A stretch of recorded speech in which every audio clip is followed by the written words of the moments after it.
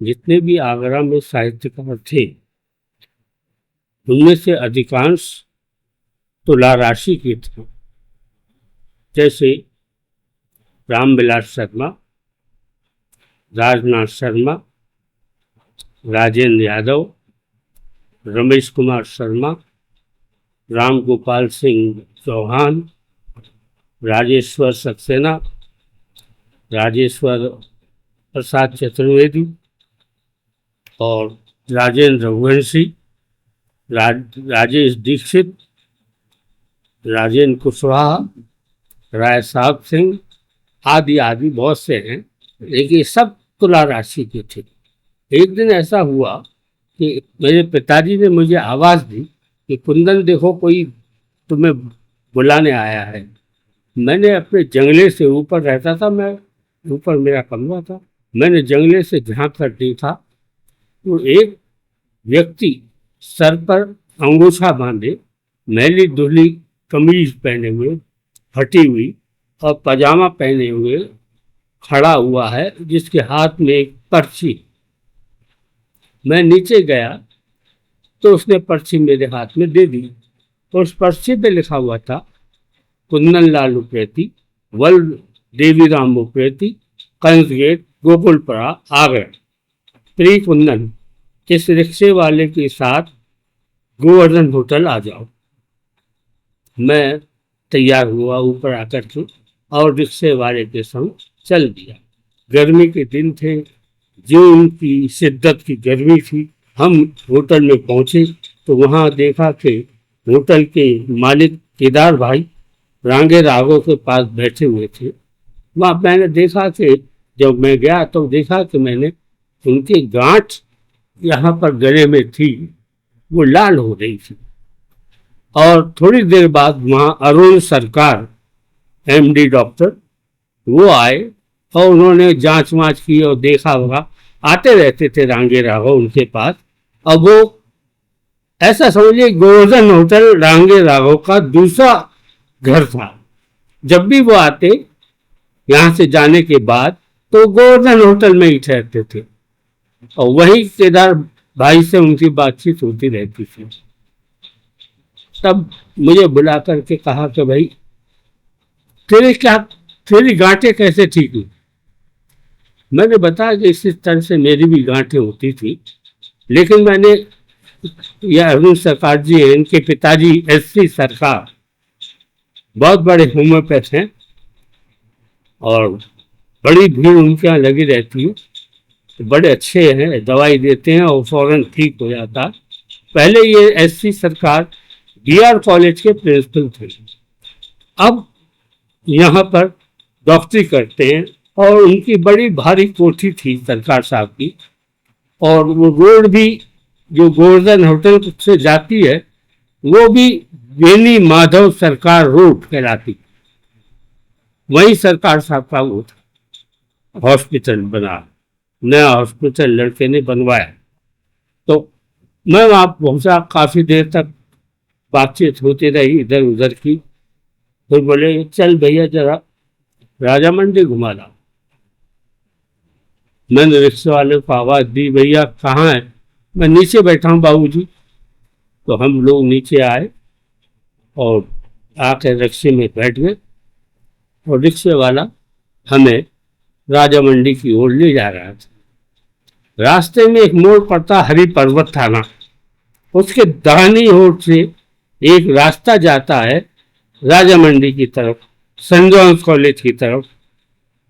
हम बैठे हुए थे जब वहाँ एक रेलवे पुल की चढ़ाई थी, उस चढ़ाई पर रिक्शे वाला उतर गया और हमें रिक्शा खींचते हुए ऊपर ले जा रहा है। जून के महीने की गर्मी से डामर पिघल रहा था, तो हमने देखा कि वो रिक्शे वाला डामर से अपने पैर को बचाते हुए चल रहा था। मैंने गौर से देखा इसके पैर में चप्पल नहीं थी और वो चला रहा था रिक्शा इतनी गर्मी में भी। मैं समझा कि आचार्य जी से भी छुपा नहीं होगा, क्योंकि उनकी सूक्ष्म भेदी दृष्टि दीवार को भी छेद करके देख लेती है। तो जरा सी बात थी, उन्होंने देख लिया होगा और राजा मंडी के पास चौराहे पे आके खड़ा हो। उन्होंने आगे ले चल बाजार में, वहां गए और एक चप्पल की दुकान, जूते की दुकान थी, वहां रिक्शा रुकवा दिया और उसको, रिक्शे वाले को 10 रुपए दे दिए। इसके बाद दुकान के अंदर घुस करके दुकानदार से पूछा कि रिक्शे वाले की 8 नंबर की चप्पल आएगी। इतना ज्ञान तो था उनको कि पैर देख के ही वो पहचान लेते थे। तो उन्हें, हाँ बाबूजी 8 नंबर की आएगी। तो एक चप्पल दे देंगे, जोड़ी दे दे। एक जोड़ी ले करके रिक्शे वाले से बोले, ये ले चप्पल। बोले तेरे लिए चप्पल दे रहा हूँ, तेरे नंगे पैर हैं, नंगे पैर से गर्मी में कहाँ चलाएगा, चप्पल ले ले।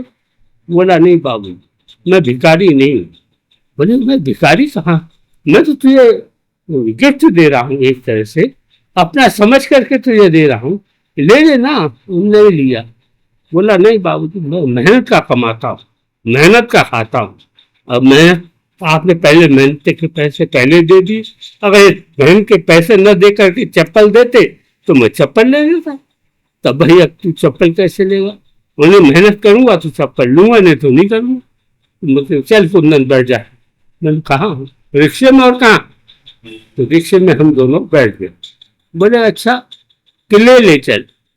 अब किले तक चले जा रहे हैं, बेमतलब बात करे जा रहे हैं उससे कि भैया तू क्या है, तेरा कितने भाई हो, तेरी कितनी बहन है, बहनों की शादी की या नहीं की।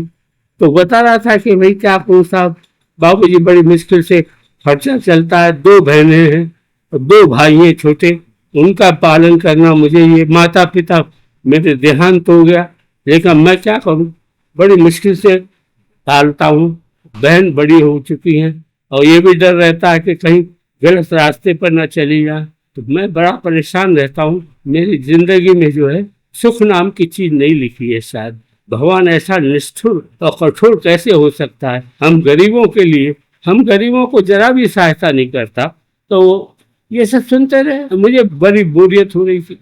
किला आ गया, उन्हें अब लौट चल, उन्हें अब कहाँ जाना, वही राजा मंडी। फिर वहाँ राजा मंडी और उसी चप्पल की दुकान के सामने रिक्शा को रुकवा दिया और चप्पल लेकर के देने लगे। अब तो लेगा, अब तो मैं ताना नहीं दूंगा, अब चप्पल ही दूंगा। अच्छा बाबूजी ले लेता हूँ। तब उन्हें चप्पल ले ली। फिर मैंने पूछा भाई रिक्शे वाले तेरा नाम क्या है? बोला कि राजा राम। एक शरारती मुस्कान मेरे होठों पर छा गई। मैंने कहा तुला राशियों का साहित्यकारों में तो बहुतायत आगरे में है, लेकिन रिक्शे वाला भी राजा राम निकला, तुला राशि का ही। ले और डबल, तुला राशि डबल, राजा राम। राजा भी तुला राशि से शुरू होता है, राम भी तुला राशि। और मेरा ध्यान एकदम आचार्य जी की तरफ गया, रांगे राघव, दोनों नाम तुला राशि के। तो दोनों तुला राशि की, सन की दोनों। अब वो चप्पल नहीं ले रहा था, जब क्या मतलब है बेकार के घुमाने का, वहां से उलाने का और बेकार की चीज पूछने का, सब कुछ करने का। तो इस तरह से ये भी एक उनकी सनक थी और वो सनक उनके सामने छोटी पड़ गई, रिक्शे वाले के सामने। लेकिन कहें क्या, सनकी से सनकी मिले कर लंबे हाथ।